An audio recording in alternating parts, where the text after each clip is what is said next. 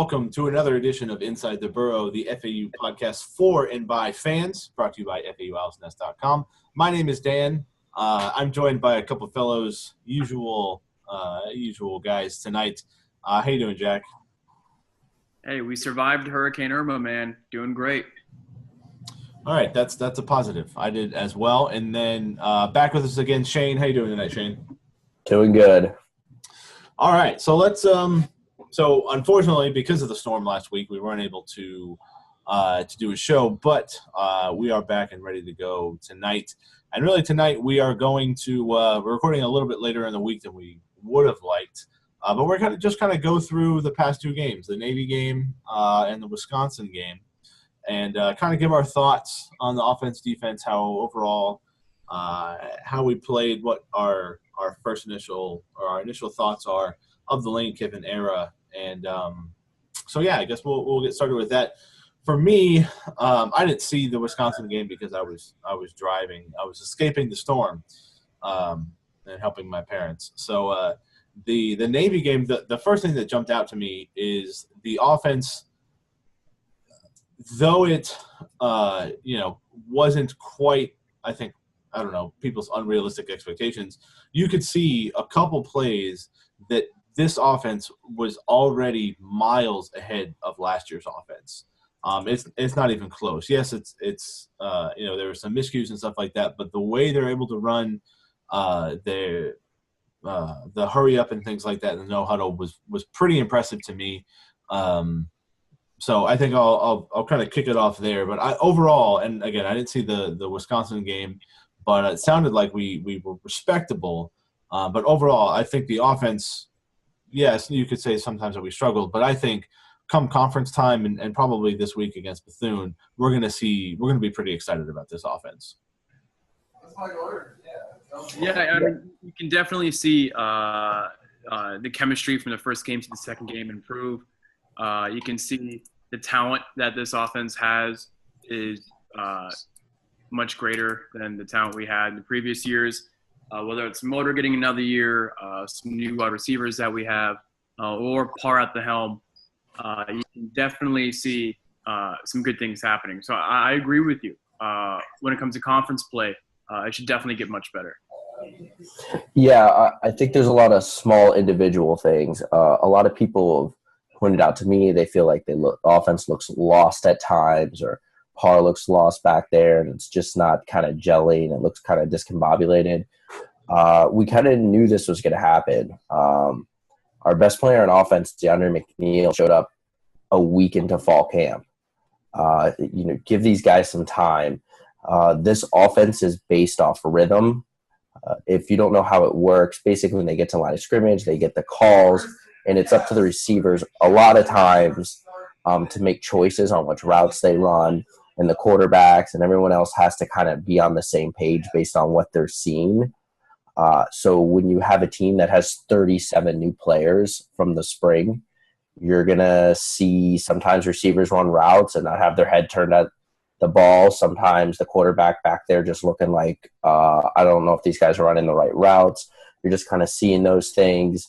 Against Wisconsin, I saw a couple screen passes where maybe someone took off running downfield and probably should have been blocking the defensive back. Just little things like that. But I mean, you see really signs of explosiveness. I mean, especially with DeAndre McNeil. After the first game, Lane said he'd make a point to run the ball more, and they came out against maybe one of the best run defenses in the country and made a point to run the ball more. I mean, that was a quick adjustment. I mean, Lane doesn't lie, or he tells the truth kind of with those things. It's different than what we've got in the past with kind of different from how Charlie would, sprinkle everything. And Lane was just like, yeah, we need to run it more. And we did.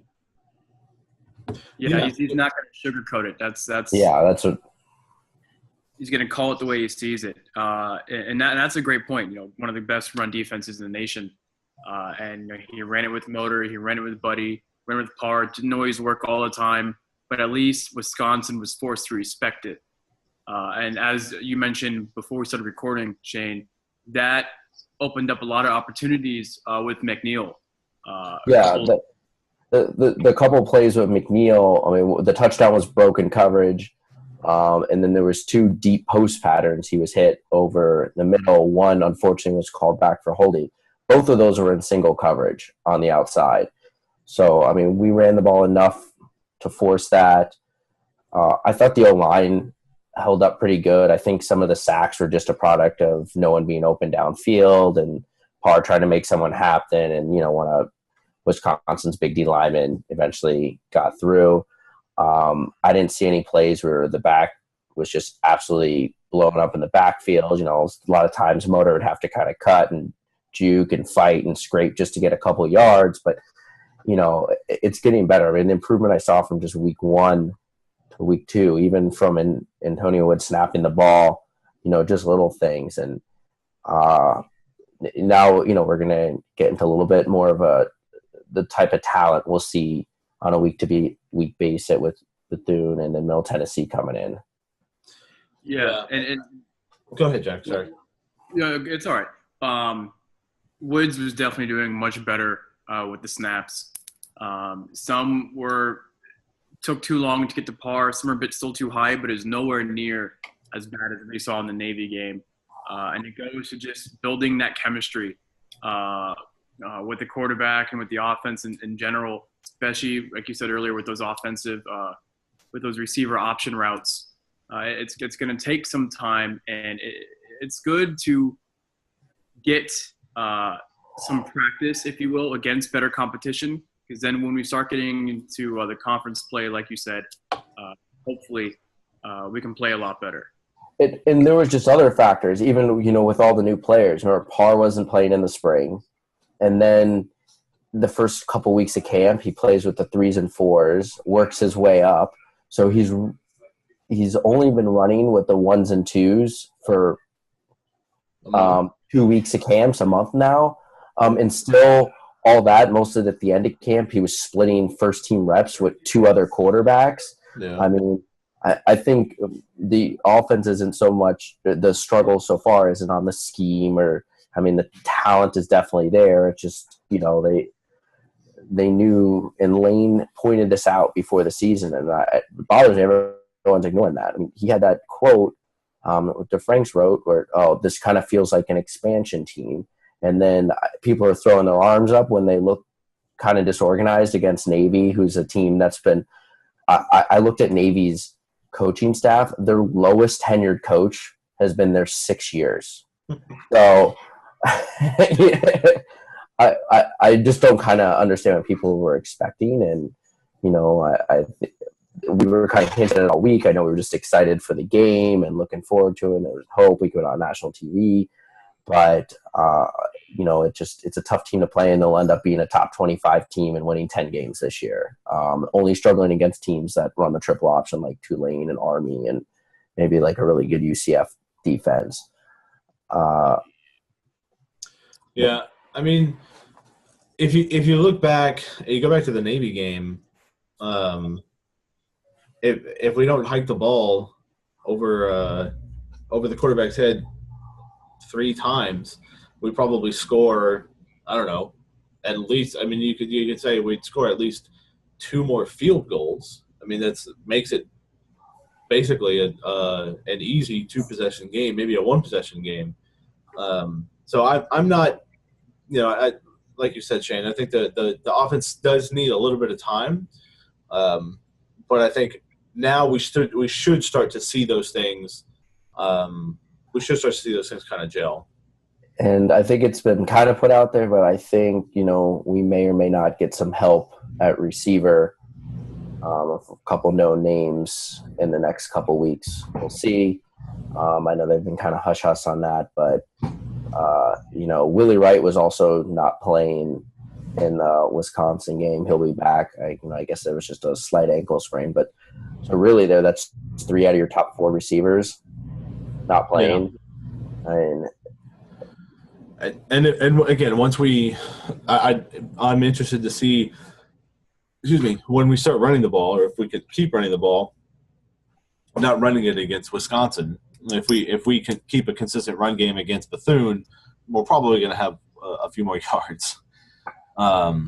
So I don't know. Overall, again, like I said, I think just based off the Navy game, I think what we see that the potential for the offense is so much greater than last year. Like you can kind of see what the offense is designed to do. Where last year it was just kind of like throwing a trick play every 6 or 7 plays. In the history of FAU's program, they've never had a player like DeAndre McNeil. I mean, he looks physically different out there. We all know Motor's talents. So, just, knock on wood, we've had the same starting O-line the first 2 weeks. And they're only going to gel and get better together. So, let's give Daniel Parr some time. I mean, he earned a job essentially in 3 weeks. I think that says something about him. So I'm definitely giving him a chance to kind of gel this together. And I think the defense will also be able to carry us in Conference USA play for a couple weeks too. Yeah. That goal line stand at Wisconsin, I mean, that gives me so much confidence in this defense alone. We've just been torn apart for years with our run defense. It's been non-existent. And then being able to do what we did against Wisconsin on that goal line stand, man, that got me jacked. In the box score numbers don't really reflect what we're saying, and I know the first two touchdown runs of the game were ugly, and there was a lot of missed tackles, and they quickly corrected that. And the rest of the game, honestly, I mean, I was there. I wouldn't have been shocked if Wisconsin scored on every play of the game, and they should have. I mean, they had 200 pounds on our D-line easily. And yet guys like Hayden Nagel and Stephen Leggett were penetrating in the backfield, making plays, disrupting plays. They couldn't do anything unless they went right at us. They struggled going side to side on us. The passing game, they defended the pass real well. We forced the pick. Their quarterback was forced to go to their first-round tight end a lot. He kind of used him as a safety valve, and he just kept using him. Our corners, played great. Williams made a great play on a play he got beat on and recovered, and he made an NFL-type play, batting the ball down the end zone. The only long pass I can think of is their quarterback made a good throw with Chris Tooley in coverage on a back shoulder pass. But other than that, they really didn't do much in the passing game. And if that defense plays like that against Conference USA type competition, you'll win football games. Yeah. So I mean, you can clearly see the difference, the improvement in the defense from last season. Just in this one game alone, you can see the improvement from the Navy game. Granted, that's kind of a bit of an asterisk, just because the way Navy plays offensively. But you can definitely see the improvement. And once we get to our level of competition, it's definitely going to look much better. And yeah, I mean, just to speak to Navy, I mean, everyone saw what Georgia Tech did to Tennessee on Monday. I mean, Tennessee got lucky with the fumble at the end to force that in overtime. But, I mean, Georgia Tech almost scored on every single drive in that game, and Tennessee has twice as much talent as Georgia Tech. So it just kind of shows you. And, they were saying – and we didn't even do that. They said that Tennessee was working on the triple option in spring while they were showing triple option looks. So sometimes in that offense, a lot of these smaller programs run, like we were talking about with our offense, gimmicky, whether it's going real fast or triple option. When you get them running, they're really hard to stop. The thing is, it's just, they're very they're difficult offenses to teach, and you need everything to go right for them to work. It's not, Alabama, and you can just line 7 guys up the line of scrimmage, just turn around, hand the ball off, and you don't need everything to go right because you have Bo Scarborough in the backfield. Yeah. I agree. And I think with the biggest thing with the defense, looking back at the Navy game, we still had I think our biggest issue was missed tackling. A couple of the longer runs that the quarterback had, I forgot his name, but Navy's quarterback, especially the touchdown run, like he was hit in the backfield and like at the line of scrimmage, and we just whiffed on the tackle. So I think if tackling improves a little bit, it's hard to be worse than we were last year. I mean, in the second, third quarter, and fourth quarter of the Wisconsin game, they tackled. They flipped a switch and tackled 100 times better.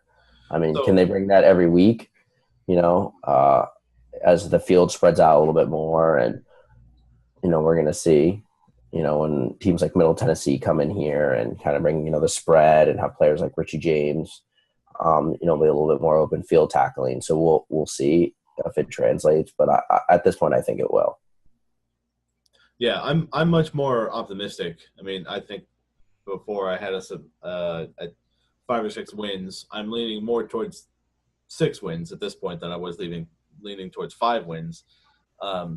Really just based off of the almost just competence that I see that it's not so frustrating to watch the offense and defense. I feel as though we now have a chance.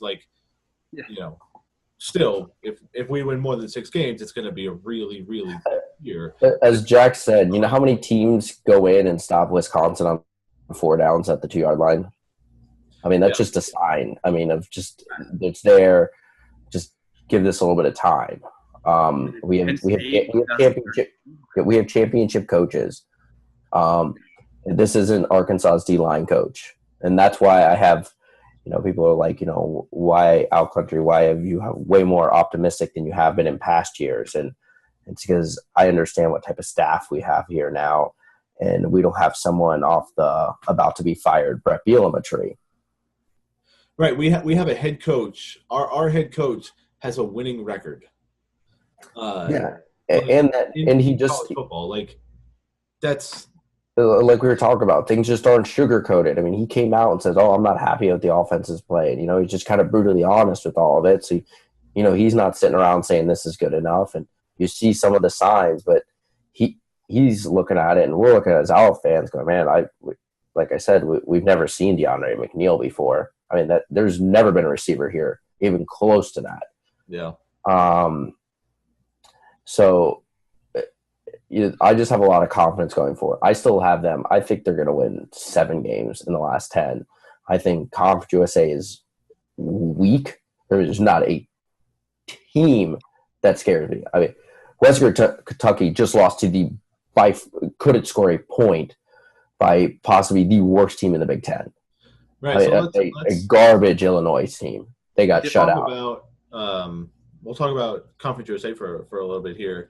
I think you bring up a good point that Conference USA is certainly not as strong as it has been in the past years. Louisiana Tech, certainly not as good as they were the past couple of years. Western Kentucky is not as well. Every struggle we're looking at our team going at, every other Conference USA fan base is looking at their team right now thinking about the 10 struggles or the 10 things wrong with their team. Old Dominion doesn't have a quarterback. They played an FCS team and really struggled to move the ball. So you think he threw in their opening game, he threw for 170 yards against an FCS school. Marshall scored on 2 defensive plays and a touchdown to beat Miami of Ohio. Yeah. So that was kind of a battle. I mean, average MAC team. Marshall will be tough, but we get him here at home on a short week. Mm-hmm. Middle Tennessee's struggling up front. Yeah, they beat Syracuse, which I thought was impressive, but Syracuse isn't good by any stretch of the imagination, and Vandy beat them by 4 touchdowns the week before. So, I mean, there's not one team on our schedule I say, yeah, they're 1,000 times better than us the rest of the way. And Charlotte is awful, and, I mean, we're seeing what FIU came down to the wire to beat Alcorn State, so – yeah. Oh, yeah. That one got me pretty pumped right there, seeing FIU struggle with Alcorn and just get curb stomped by UCF. Old Dominion's going to be in trouble against UNC. That's a home game for Old Dominion in Norfolk. But UNC, I think, can surprise some people in that division, their division in the ACC. I mean, the UNC this is a rebuilding year. They've lost their first 2 games. One to a pretty bad Cal team.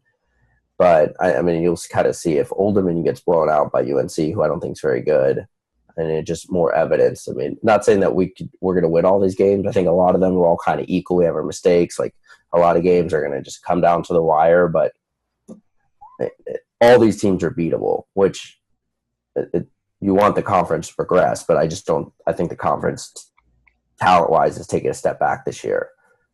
And if you think about the amount of games that we lost by less than one, that we lost by one score, now with a more competent coach, if we win half of those games, we're over 500, right? I mean, so I think I don't know. There's certainly moving forward. There's certainly reasons to be optimistic. Yeah, and we could be wrong. You know, I think, you know, if we take care of business versus Bethune, I think Buffalo's kind of our season in a lot of ways, depending on how we look against them. I think they have a pretty good defense and a big, strong physical quarterback, but their offense has struggled a bit. So, you know, we should beat Buffalo. We've said that before. Yeah. I mean, that's kind of the sad thing, but like we should beat Buffalo. Even when we lost to them that game, we outgained them by 250 yards, but you know, we managed to turn the ball over 4 times and they scored. Yeah. So, but every game's going well. I'm more confident. I said it before the podcast. I was more impressed on this is going to shock a lot of people. I'm more impressed on how we played at Wisconsin than how we played up in Florida 2 years ago. I think the Florida game was just them having possibly they just had an FCF quarterback in that game who couldn't hit anyone remotely, and which just caused it to be a close game. I mean, they had a quarterback who's transferred and not even at Division I school now. So, I mean, that's why we were in that game. That Wisconsin team is 100 times better than that Florida team we played in 2015. So, both UF and Wisconsin have really good defenses. I mean, you hit the nail on the head with UF's offense back then, and it really hasn't gotten much better, especially with all their suspensions they're dealing with this season. I'm just very confident. I'm with you guys. I'm confident now. I'm willing to say 6 or 7. Conference USA is down. Please, God, if we could just exploit that once, just one time, it can go in our favor. I think that'd be great. Yeah, and I think so. We'll kind of wrap up a little bit here moving forward. So we talked a little bit about. We haven't really talked any. Haven't talked any about Bethune. I don't know much about it. Do either of you guys have, an idea on who they are? Obviously, we're favored to win. Should be. I don't know. The students are coming back. Student section probably won't be nearly what it was before, which would be kind of disappointing. But I did see that they did open up the game free for all high school football teams in Palm Beach County, I think. State of Florida. Anyone else? Okay. Yeah, I don't know the rules around that. I think everyone's like, well, why don't we do this more often? I think there's certain rules that has to be followed with NCAA teams giving out free tickets.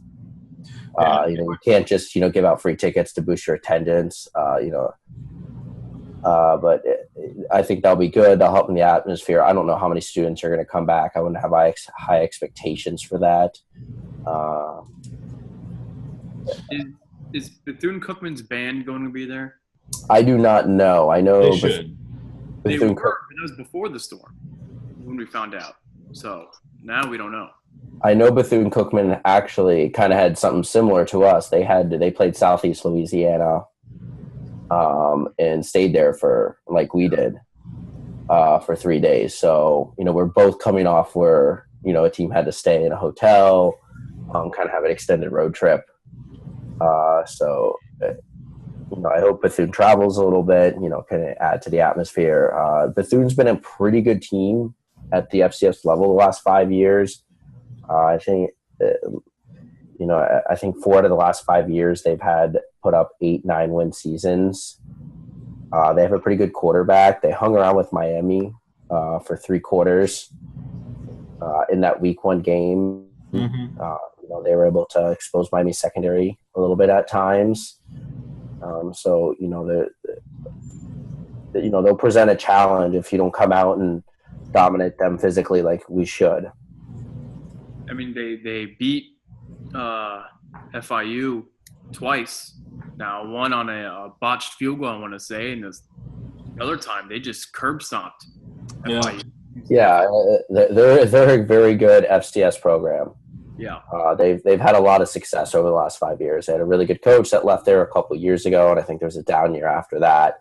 And they've kind of built it back up. They're coming off a win this week. They beat Southeast Louisiana, who's always a pretty good team in FCS. So, this isn't a lower tier FCS team we're playing. I'd say they're definitely better than the Southern Illinois team we played last year. Definitely better. Obviously, they have a bunch of Florida kids in it. They're pretty good athletes, which, and they kind of run a spread system, which is definitely a good game for the next week, which is Middle Tennessee, who I want to beat probably more than anyone on our schedule. Or excuse me, 2 weeks, our next home game, we play Buffalo, so kind of setting up, getting starting to see some of these spread offenses, Bethune-Cookman will present a good challenge. It's finally an offense that our defense is suited for. Yes. So so we'll see. They do have athletes. Whenever Florida teams play each other, these kids know each other. You're going to see some animosity between some players on the field. Like we were saying earlier, if we're not ready for it, if we don't go out there to dominate them right away, let them hang around, it can get dangerous. But I'm really excited. I find that there's a game where someone's going to come out and try and throw the ball 30 times for us. I know before the season I said it. I think our secondary is great.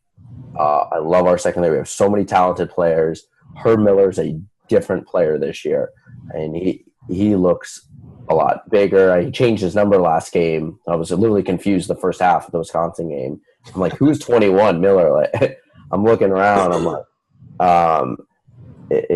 I'm really excited. I think Chris Tooley's a great player. He had a pick in the Navy game. Each game we've forced 2 turnovers so far. If you look at Ole Miss's defenses, that was kind of their mantra.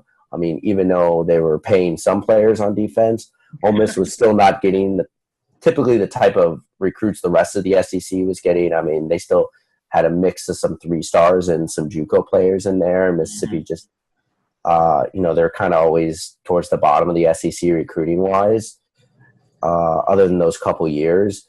And those years they were good, they made a living on kind of being like a bend, don't break, force a lot of turnovers, havoc type defense. The years, they beat Alabama, they forced 3 or 4 turnovers, give up some yards. And I think that's what we're going to kind of resemble. So, I'd look for hopefully 2 or 3 interceptions this week. Okay. So I think that about wraps it up.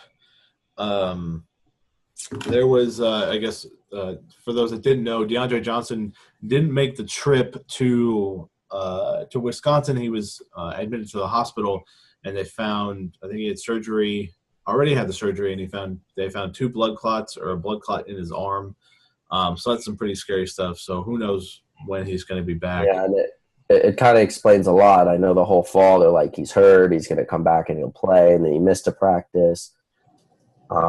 Sometimes that stuff's hard to detect until kind of the last minute. So that, that might have been something they didn't detect. They couldn't really figure it out, and it's blood clots. So, yeah. Being in South Florida, I know being a Heat fan, that's the worst possible scenario. And I know sometimes it's simple as just getting on a basic medication and, you'll be good to go. But I'm sure there's going to be weeks and weeks of tests and to kind of figure it out. So. It'd be a surprise. I think it'd be based off of, based off of being a Heat fan, and they always talked about it being a contact sport. Basically, it's about as contact heavy as you can get. So, we wish him well. And but other than that, what's his face? Ray Ellis got injured is out again for the season. I feel for that guy. That really sucks. But other than that, I'd say injuries were pretty solid. So we've been pretty fortunate the first 2 games. Yeah, against a couple of teams, as big as Wisconsin, and obviously Navy just throwing as many chop blocks as they humanly can at your knees. To get out of those games kind of healthy is a blessing.